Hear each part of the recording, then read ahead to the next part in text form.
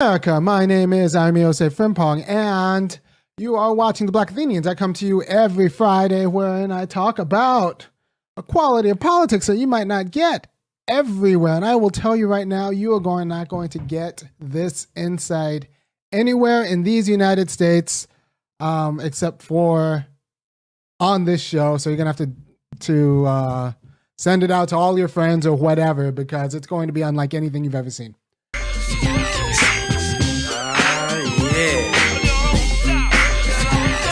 Good to me. Never change the ways for the world or the government. If I was the president, then I would state facts. You leave it up to me, I'll paint the White House black and ain't no future in your front. I think Obama getting $400,000 to $600,000 of speech is more of a conflict of interest and more of the public's business, and something we should be much more ashamed about than Trump getting COVID. So like the stuff like emoluments and stuff like that's when Obama's speeches, that means, okay, so if Obama's getting $500,000 of speech, that means he knew while he was governing that his afterwork would look like this. Which means that there's every reason to believe that he governed with an eye towards the afterwork. And I mean, he even made a joke about it at the correspondence dinner about how he's tailoring his speeches to Goldman Sachs for after he was done. And, you know, other people laughed. I didn't, because I knew that Negro was telling the truth. And he was governing with an eye towards his after governing payday.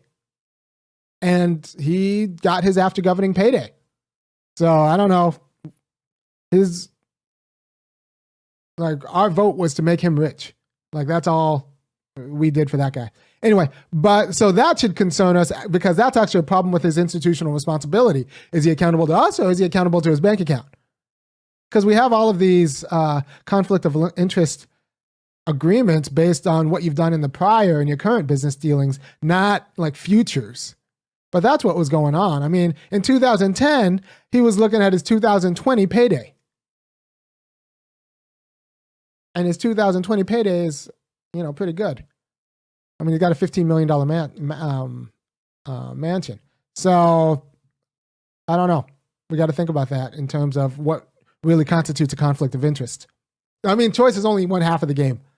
You could be shot through with choices, and all of those choices be crappy. It's like a vegetarian going into a meat restaurant where they get a choice between deer, steak, or chicken. Or fish, right? It's a bunch of choices, but no freedom, because none of the choices actually represent you, which is one of the profound failures in liberal ideology. It's also why so many people feel alienated from both the 2016 election and the 2020 election, because they're going to go and they're going to actually choose their way into either voting for either Clinton or Trump or Biden and Trump, and it's going to feel crappy because neither of the options actually reflect you. So you're actually going to choose your way into your alienation.